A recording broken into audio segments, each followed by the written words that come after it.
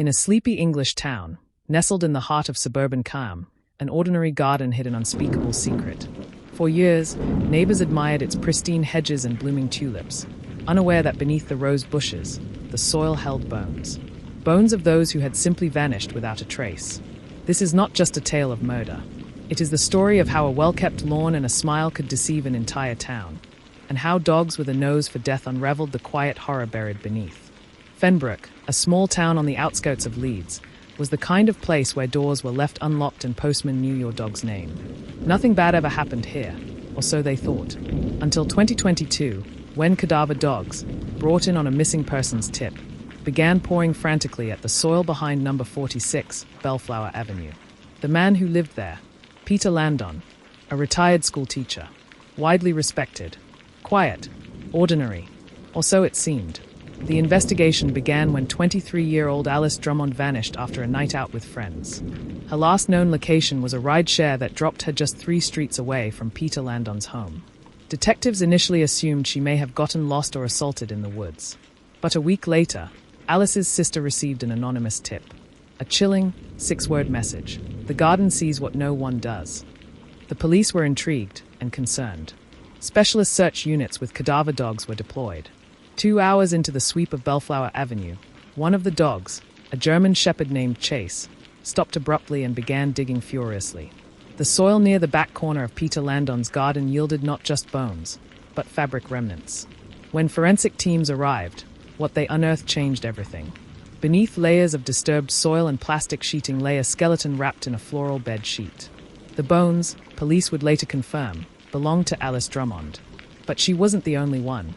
As excavation continued, more discoveries were made. Bones of at least 2 other individuals. One of them, a teenager reported missing in 2004. Another, a woman whose last trace was a social media post from 2015. Neighbors watched in horror as Peter Landon, standing by his garden gate with a cup of tea, was led away in handcuffs. Who was this man they'd waved at for years? And how long had the garden kept its secret? Stay tuned. We dive into Peter's chilling past, and the one diary entry that investigators say revealed everything. He was soft-spoken, polite, a man who volunteered at the library and handed out sweets on Halloween. But behind Peter Landon's spectacles and smile was a lifetime of deception and possibly decades of death. Peter retired from teaching in 2010. Colleagues remembered him as punctual, reserved, and passionate about Shakespeare. Students recalled him as strict but fair. No one suspected a thing. But police, after his arrest, discovered something chilling in his study, a stack of leather-bound journals hidden behind outdated textbooks. One of them contained a cryptic passage dated February 2nd, 2015. Snowfall softens the sound. The earth swallows secrets. The journals chronicled gardening habits, weather patterns, and, to the shock of detectives, names. Just first names. Dates. Odd little phrases like "no more songs" or "midnight whisper." When compared to missing persons records, the dates eerily matched the disappearances of local women. In the basement, forensic teams found gardening tools scrubbed clean but laced with microscopic blood traces. A hidden compartment inside a workbench contained jewelry, rings, necklaces, and even a student ID belonging to a girl who vanished 10 years prior. Criminal psychologists began working on a profile. Peter fit the rare mold of the invisible predator. Organized, meticulous, and capable of long-term manipulation. He may have selected victims he viewed as disposable, those walking alone, living in isolation, or simply trusting. Neighbors flooded social media with disbelief. Some posted photos with Peter from barbecues, school reunions, and holiday events. How could he do this? How did no one see? As investigators prepared charges, a new tip arrived, another anonymous message. 5 words this time. Check the shed. More sleep. In the next part, detectives open the garden shed, and what they find reveals Peter's disturbing ritual.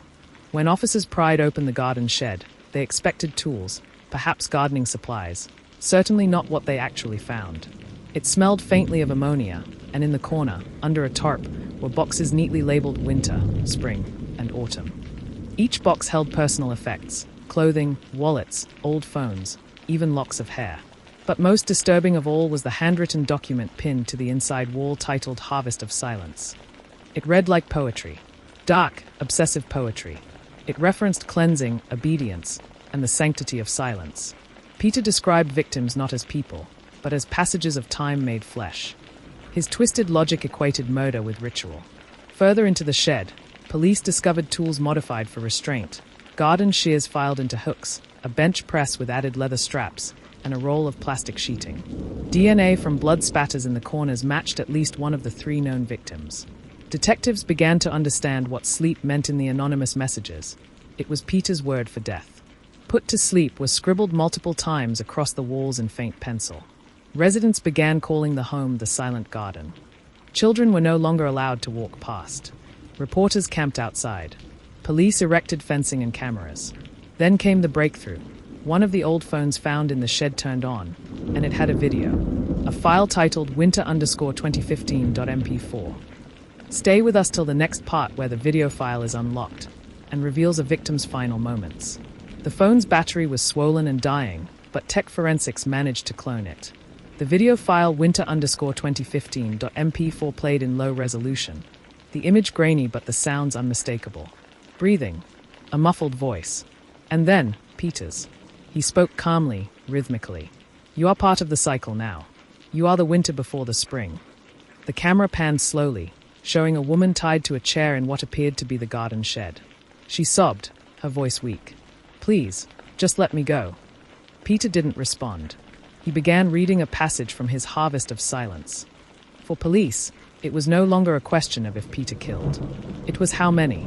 Using facial recognition and missing persons records, police identified the woman in the video as 29-year-old Grace Holloway, reported missing in December 2015. Her body had not yet been found. This new evidence helped establish a rough pattern. Every winter, Peter abducted a woman. Every spring, he buried her. His journals hinted that autumn was for selection and summer for silence. Authorities released blurred frames from the video and appealed to the public for help. Tips began flooding in. One, in particular, caught their attention. A woman claimed Peter once tried to lure her to his home with gardening advice. Grace Holloway's remains still hadn't been found, but Peter's journals referenced a place called the Hollow Orchard. It wasn't on any map. We'll see how detectives follow the clue and uncover a second burial site next. A cross-check of property records and Peter's travel history led investigators to a piece of land in North Yorkshire that Peter had inherited in 1997. It had once been an orchard, abandoned now, overgrown, and rarely visited. Using cadaver dogs and ground-penetrating radar, teams unearthed 3 shallow graves. None of the bodies had ID. Unlike previous victims, these women didn't match any current missing persons records. There were no dental records, no fingerprints. Nothing. Each body was wrapped in fabric and buried with a single item, a pressed flower, a lock of hair in a locket, and a note that read, "Quiet now." Media began calling Peter the Gardener of Silence. The town of Fenbrook became a crime scene and a symbol of national mourning. Detectives now believed Peter had killed at least 8 women, but that number could rise. Back in Peter's home, police opened a sealed tin box hidden in a floor vent. Inside was a black and white photo of a teenage girl and a name scrawled across the back, Marianne, 1983. In the next part, we explore the first known victim and how she changed Peter's path forever. Alice Drummond was last seen leaving a pub at 11:47 p.m. She texted a friend that she felt uneasy but thought she saw someone she recognized, someone she called Mr. L. Using traffic cameras and rideshare data, police traced Alice's drop-off near Bellflower Avenue. They discovered Peter's car had left his driveway just 10 minutes later. The rideshare driver, after learning of the arrest, came forward. He told detectives Alice seemed nervous and insisted on being dropped off early, saying she didn't want him to see her. Footage from earlier that night showed Peter in the same pub as Alice, sitting alone, nursing a drink. Their eyes met once, briefly. Alice's phone pinged near Peter's address around 12:10 a.m. It then shut off completely. When it was recovered from the garden shed, it had been wiped. A grainy still from a neighbor's dashcam showed a person, possibly Alice, being led through Peter's side gate at 12:03 a.m. A neighbor across the street had installed a weatherproof wildlife camera, aiming to catch foxes. It instead caught horror. On the night Alice vanished, the camera picked up grainy footage of Peter escorting someone, hooded, barefoot, stumbling, into the garden. The footage, timestamped 12:04 a.m., clearly shows Peter turning back toward the camera, his face visible for only a split second, lit by the garden lights. The footage leaked. The public reaction was instant. Some called for Peter to be labeled a serial killer. Others wanted answers about law enforcement's delay in linking prior disappearances. One of Peter's former students, now 36, contacted police. She said Peter once cornered her in class and whispered, "Some flowers never bloom." She never understood the meaning, until now. Detectives now believed Peter may have recorded each of his crimes. But where were the rest of the videos? In the next part we go back, decades, to Peter's childhood, where his obsession with silence and order began. Born in 1957, Peter was raised by his grandmother after his mother died mysteriously when he was 8. His father, a traveling minister, was largely absent. Peter grew up in an isolated cottage outside of Leeds. There were no other children, no visitors. His grandmother taught him about gardening, reading, and the discipline of quiet. When Peter was 11, the family dog disappeared. He told neighbors it had run off. In reality, it had died, and Peter buried it himself. In his first diary, found years later, he wrote, "I put it to sleep. I listened. Nothing screamed." Peter's school records described him as gifted but emotionally detached. He excelled in literature but failed in social development. A neighbor's teenage daughter, Marianne, used to walk past Peter's home daily. In one diary, he wrote, "She glowed like spring. I needed her to be still." Marianne vanished in 1983. Her case was never solved. Now, with Peter's photo of her in hand, detectives reopened the coldest file in Fenbrook's history. Beneath a false floor in Peter's upstairs bedroom, police found a roll of parchment. It was hand-drawn, a map of symbols and dates, with red XS and the words "quiet ground." When overlaid with current satellite maps, many of the XS corresponded to locations near woods, rivers, and vacant properties. Police feared the map indicated burial sites. Multiple counties launched search efforts. Cadaver dogs were deployed. In a forest outside Manchester, 2 bodies were discovered, both young women, both buried with floral tokens. Dates on the map matched every known victim so far, but 10 other XS remained unexplained. The final X on the map? It was labeled Bellflower End, and the date beside it was 1 week away. In the next part, authorities race against time to prevent what could have been Peter's next kill. The map found beneath Peter's floorboards marked a spot called Bellflower End with a date, just 1 week away. Investigators scrambled to determine whether Peter had planned one final kill or if the date signified something else. Officers combed through Peter's garden with heightened urgency. A second, smaller shed was discovered beneath a rotting woodpile. Inside, a new tarp, rope, and an empty cage. A woman named Heather Lennox came forward. She lived 3 streets over and had been receiving cryptic handwritten notes in her mailbox signed L. The last one read, "Your bloom is soon." Surveillance footage showed Peter slowly circling Heather's home days before his arrest. Police believed she would have been his next victim. The date marked the vernal equinox, the first day of spring. To Peter, it wasn't just symbolic. It was when he would plant silence. Inside the second shed, officers found a calendar. The following months were marked with victim initials, 8 in total. Some of those names matched current missing persons reports. Hidden inside Peter's bedroom headboard were 13 cassette tapes. Each was labeled by season and year, spanning from 2005 to 2021. Forensic audio teams began decoding Peter's chilling confessions. On the tapes, he calmly discussed his victims, referring to them only by season. Winter slept well. Spring resisted. Summer cried too loud. Peter never expressed guilt. He believed his actions brought peace. They were disorder. I was silence. Excerpts were shared with families for potential identification. The emotional toll was devastating. Some recognized their loved ones by name, others by cries or background sounds. Experts concluded Peter exhibited traits of a ritualistic serial killer with narcissistic and obsessive-compulsive personality traits. The tapes were his gospel. One tape, dated 2013, mentioned a second person. She helped dig this one. She knew. In the next part, we'll see how investigators uncover a possible accomplice, someone who may have known everything. Further analysis of Peter's tapes and journals repeatedly mentioned a woman named Rosalind. She was described as silent like me and good with her hands. Public records linked Rosalind Price, now 67, to Peter during his teaching years. She was a librarian, living in nearby Thistledown. When questioned, Rosalind denied involvement. But her basement was found to contain garden tools, a chest of old letters from Peter, and a pendant belonging to Grace Holloway. Police now believed Rosalind may have helped Peter select or dispose of victims. Her role remains unclear, but chilling. DNA from a glove found in Peter's shed matched Rosalind. She was arrested for questioning. In her diary, officers found one entry: "I buried Spring. He buried 4.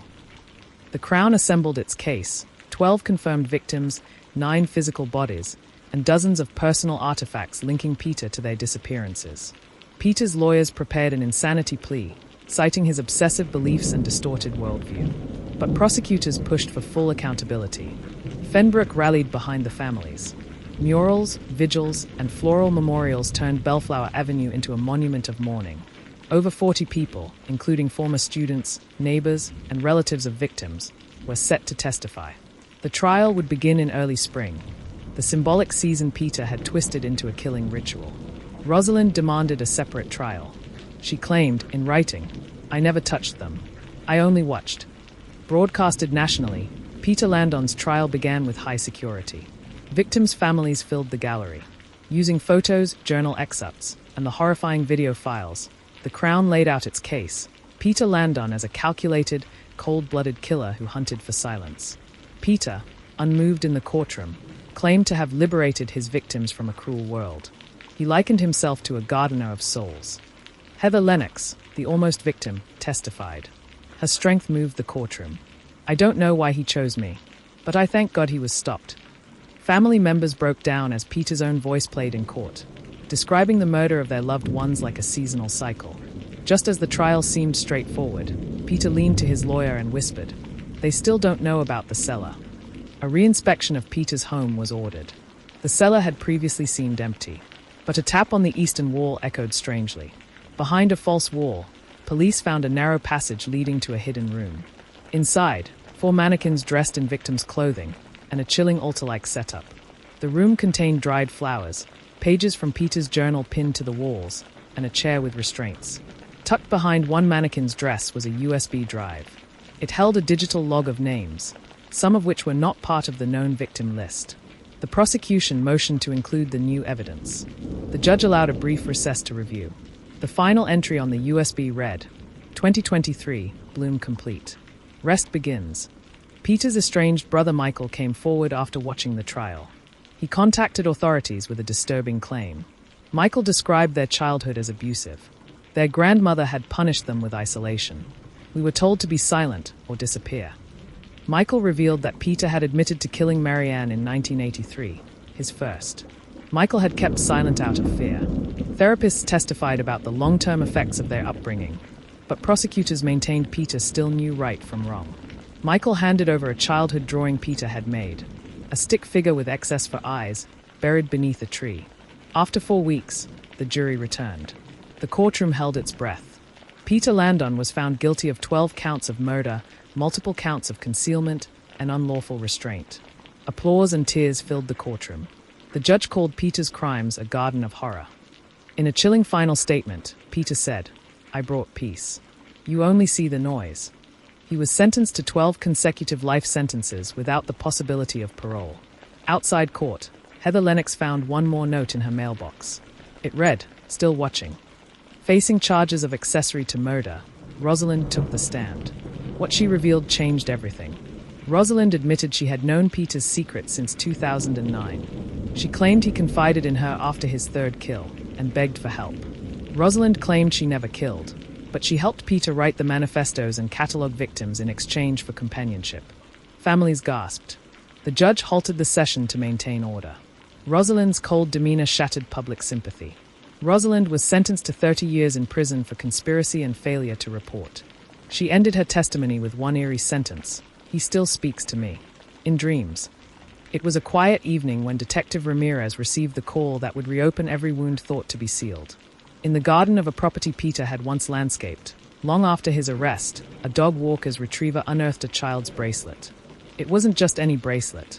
It belonged to Layla Warren, a girl who had gone missing only 2 weeks prior, while Peter was already in custody.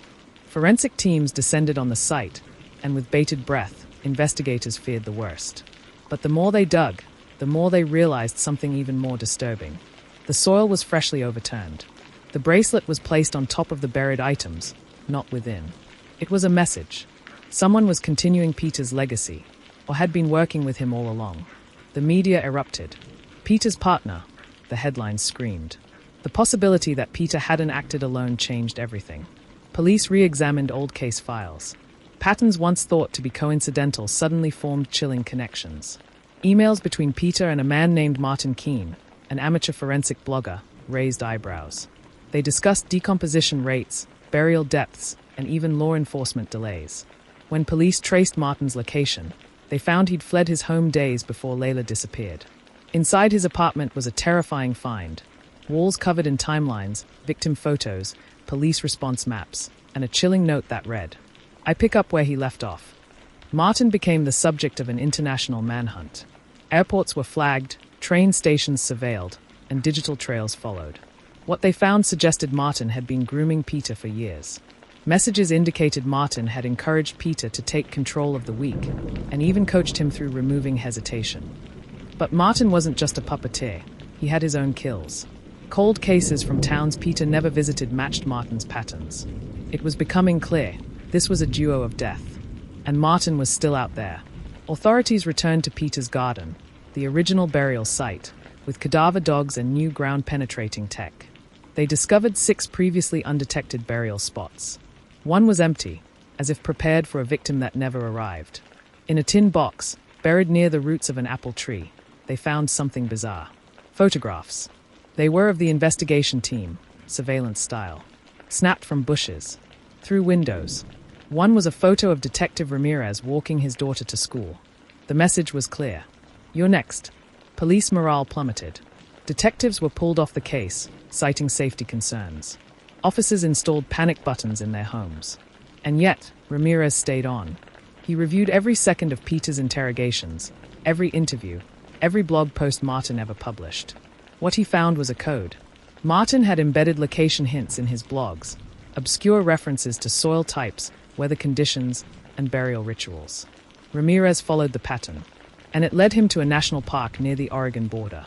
Deep in the forest, Ramirez and a tactical team discovered a rundown cabin.